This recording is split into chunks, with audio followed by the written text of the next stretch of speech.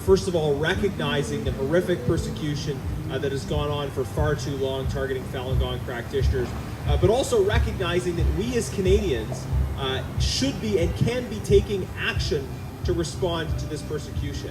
I think sometimes far away on the other side of the world, people can feel helpless. They can feel like they want to be recognizing and in solidarity with those suffering persecution, but they don't know what we can do here in Canada.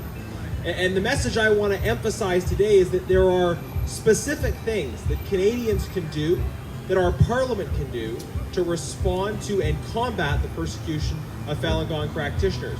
And we need to step up as voters putting pressure on elected officials and as parliamentarians to pass the kind of legislation, to put in place the kind of initiatives that do effectively combat human rights abuses in China and around the world. I want to mention 4 specific things that I think Canada, our Parliament, our government can do to respond to and combat the persecution of Falun Gong practitioners and other human rights abuses that are taking place in China. Michael spoke about 2 of them. First of all, imposing Magnitsky sanctions against those involved in these horrific abuses of human rights. The Magnitsky Act was passed in the last Parliament. It was proposed in the Senate and championed in the House of Commons by James Bazan, another one of our Conservative colleagues. That bill gives the Minister of Foreign Affairs the power to impose sanctions against individual abusers of human rights. But the minister has to step up and actually impose those sanctions. And I would say this is one of the most powerful tools we have to combat human rights abuses around the world. Because today, those involved in human rights abuses often want to have assets outside of that country. And those involved in human rights abuses also often understand that they may one day be the subject of repression from the state. They understand this instability of the system. So very often we have those senior officials involved in human rights abuses who are preparing their own sort of golden parachute, moving assets outside of their country, preparing to be able to move themselves outside of the country if they're ever under pressure. Magnitsky sanctions, by preventing people from moving their money outside of the country, by preventing them from traveling, sends a powerful message to potential human rights abusers, saying to them, if you cross certain lines, you will not be able to leave. You will not be able to travel elsewhere. You will have to stay home and face the music, whatever that music is.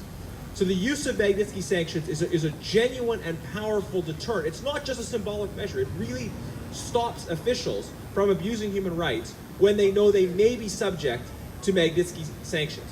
So it's a powerful tool, and we need to use that powerful tool. Parliament has given that tool to the government, but sadly the government has been reluctant to use that tool. We need the government, we need a government in Canada that is willing to use the Magnitsky Act against abusers of human rights in any country, including, yes, in China, the world's second largest economy. We should have the courage and the willingness to do that. Michael spoke as well about Bill S-204, a bill that would make it a criminal offense for a person to go abroad and receive an organ without consent. This seeks to combat the supply, the demand for forced organs, and by reducing the complicity of Canadians going abroad to receive those organs, we can reduce the demand and therefore reduce the violence and victimization. So Bill S-204, passing that bill, expediting that bill, something that thus far the government has been unwilling to do, that needs to happen. We need to get that passed as soon as possible so that we can start doing what we can to end Canadian complicity in these abuses. Now the third thing I wanted to talk about is the Canadian Pension Plan Investment Board. What we have seen is recent revelations from an organization called Hong Kong Watch, showing that various public pension bodies, including the Canadian Pension Plan, are investing our pension dollars in companies that are involved in horrific abuses of human rights in China. And none of us have a choice in that matter. All of us, when we work, our pension dollars go to the Canadian Pension Plan and are invested by CPPIB. Now, I don't want my dollars fueling genocide, fueling other abuses of human rights in China. And yet, we see cases where the Canadian Pension Plan Investment Board is putting money into entities which are actually under sanction by the United States. So it is illegal for Americans to invest in these companies, and yet Canadians are effectively forced to invest in these companies through their pension contributions. And these are companies that are involved in developing new technologies of repression. Companies like Hikvision that are helping to develop facial recognition software for surveillance that actually identifies ethnic minorities such as Uyghurs and singles them out. They're developing technological applications to enable that kind of persecution. We should not be investing in these kinds of companies. And it's time for us to speak out about this, to call for changes so that we don't see our pension dollars invested in the technology of genocide in China against our will. Finally, the fourth thing we need to do is address the scandalous cooperation in research between Canadian institutions and Chinese government institutions. In Parliament, all opposition parties, Conservative, NDP, and Bloc together, have been working to get to the bottom of the fact that a number of scientists working at the top secret microbiology lab in Canada were expelled from the lab after the transfer of deadly viruses from that lab to a military-affiliated lab in China. We're trying to get to the bottom of the fact that Chinese military-affiliated scientists, someone from the People's Liberation Army Academy of Military Medical Sciences, was given access and admission to the Winnipeg Microbiology Lab, Canada's top secret lab. Parliament has been trying to get to the bottom of this scandal, trying to get documents to find out what was the status of research cooperation between our top secret microbiology lab and military institutions in China.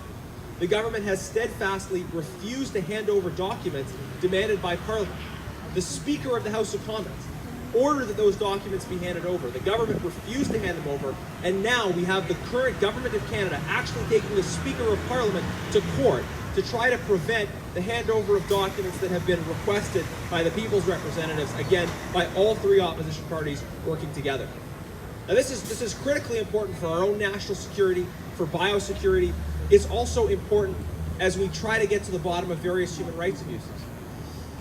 Because I know, as the grandson of a Holocaust survivor, how medical technology and medical experience were and have been used in the abuse of fundamental human rights in the past. So when we know that the government of China is involved currently, as we speak, in committing genocide, we have to draw a clear line when it comes to research cooperation, because there is a significant risk that research cooperation is feeding ongoing horrific violations of human rights. So those who are watching and listening, I want you to know that you are not powerless. There are things that you can do, there are things that we can do as Canadians to combat the persecution of Falun Gong practitioners and other abuses of fundamental human rights in China. We need to pass Bill S-204 to make it a criminal offense for a person to receive an organ taken without a person's consent. We need to impose Magnitsky sanctions against those involved in the persecution of Falun Gong practitioners. We need to hold our pension board accountable and say stop investing in the technology of genocide. And finally, we need to get to the bottom of this scandal of apparent cooperation between Chinese military institutions while the Chinese military is involved in genocide, to get to the bottom of cooperation between Chinese military institutions and Canadian entities. Now, we have done our best. Michael and I are both Conservative MPs, but we have done our best to work across party lines. And we have had substantial cooperation from other opposition parties on these issues, which has meant in many cases we have had a majority of parliamentarians, that is the opposition, Conservative, Bloc, NDP, working together to put pressure on the government to address these issues. But on all four of these points, Magnitsky sanctions, Bill S-204, the pension fund issue, as well as getting to the bottom of the microbiology lab scandal, we have not had the cooperation from the government that we need. So on this somber anniversary, the beginning of persecution of Falun Gong practitioners, let us be in solidarity, let us stand in solidarity, but also take the action we can here in Canada to hold perpetrators of abuse accountable and to do what we can to stop the violence. Thank you very much.